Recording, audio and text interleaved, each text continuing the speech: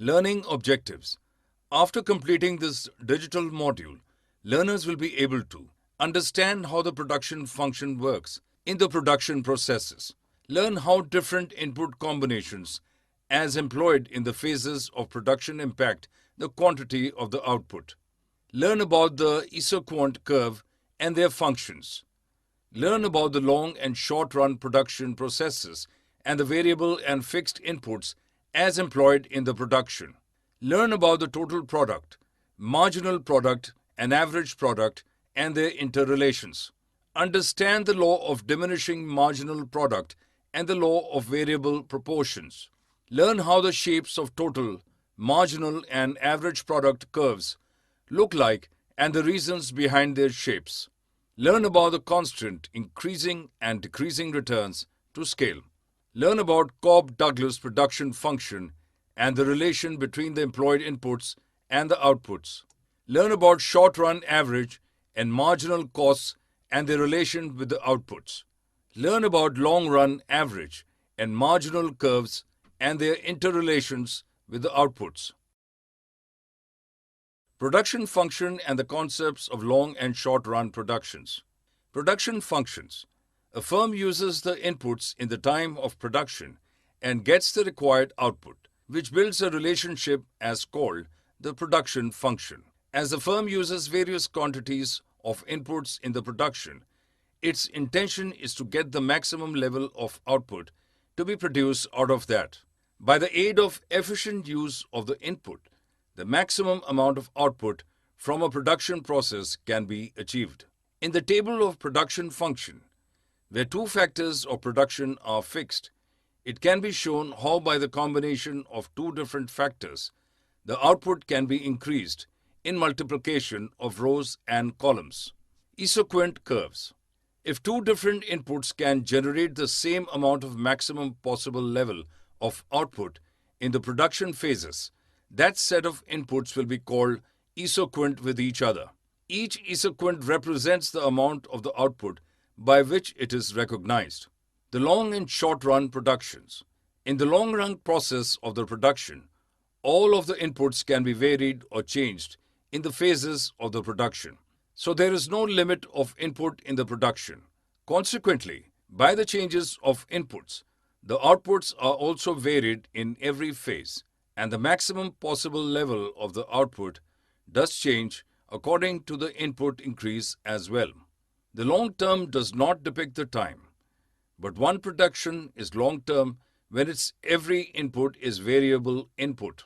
In the short run process, one input is fixed and the other input is variable. In the short run process, firms find that one input only can be increased in order to get more output. Total, marginal, and average products and law of diminishing marginal products. Total, marginal, and average products. When one input is variable in a production process and other inputs are constant, then the relationship between the variable input and the output is called the total product of variable input.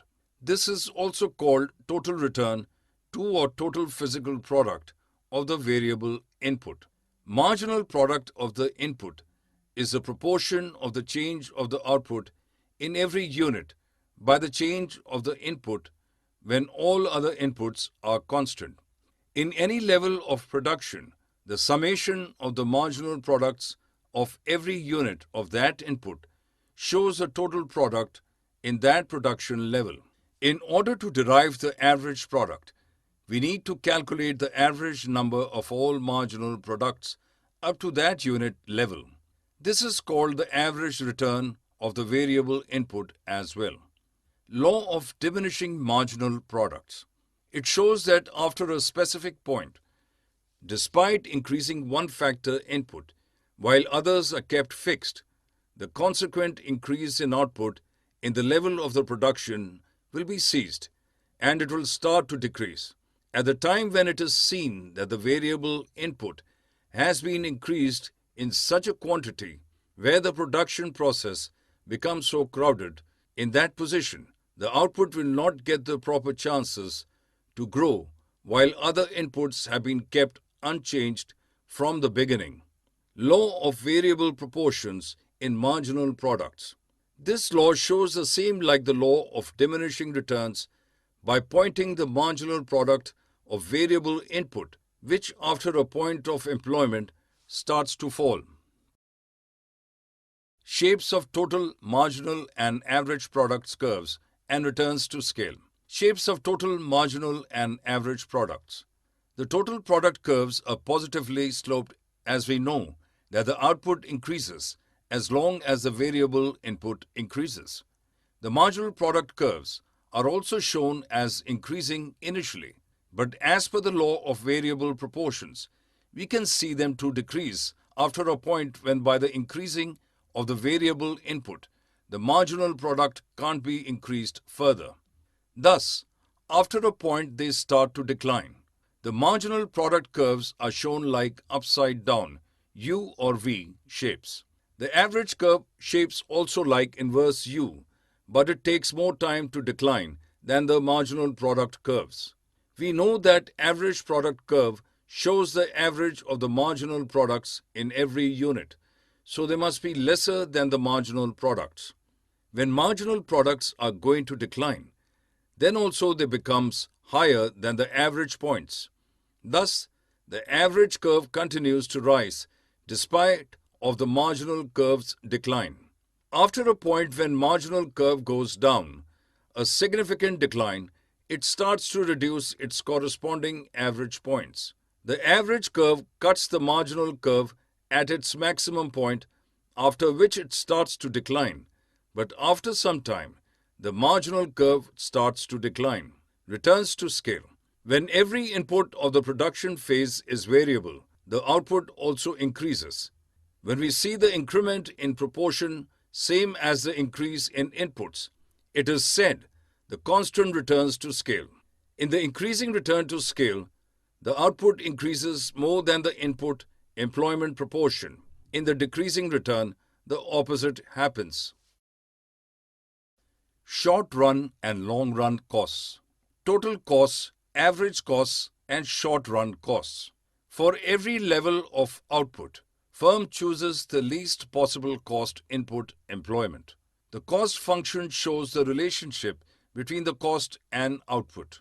The entire cost that the firm arranges to engage the fixed inputs is called total fixed cost. In the same way, we can get total variable cost too. The average fixed and variable costs can be achieved total fixed and variable costs by single unit of outputs. The short-run average costs are the total of average fixed and variable costs. Like marginal product, the marginal cost is dependent on total variable cost in the production. The short-run marginal cost is calculated from the ratio between change in total cost and change in output. Shapes of short-run cost curves. Total fixed cost, TFC, is horizontal to x-axis. When variable cost, TVC, is added, it goes upward.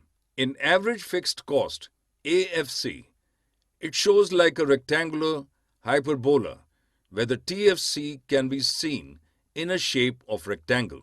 Short average cost is the total of AFC and AVC, and both of these average costs initially fall till some level of output, production. When they start to rise, AFC remains greater than AVC, so still then SAC remains to decrease. When being pointed to opposite directions, the AVC starts to recede, AFC. SAC initiates to increase. It is thus a U-shaped curve. The long-run cost and the shapes of the long-run cost curves. The long-run average cost, LRAC, is calculated by dividing the total cost by the single unit of the output, and long-run marginal cost is similar to the changes in the total cost per every unit change in the output of the production process. The LRMC curve is a U-shaped and it crosses the LRAC curve at the minimum point of LRAC. It initially starts to fall due to the relation between marginal and average cost. Summary. Let us summarize what we have learned. The production function shows the maximum quantity of produced output in different set of combinations of inputs. Short-run production shows some inputs to be varied, while in long run, every inputs can be varied or changed. Total product is the relationship between a variable input and output when all other inputs are held constant. For any level of employment of an input, the sum of marginal products of every unit of that input up to that level gives the total product of that input at that employment level. Both the marginal product and the average production curves are inverse U-shaped. At the maximum point of average product curve, the marginal product curve cuts the average product curve. In order to produce output, the firm chooses least cost input combinations. Total cost is the sum of total variable cost and the total fixed cost, and the average cost is the sum of average variable and fixed cost.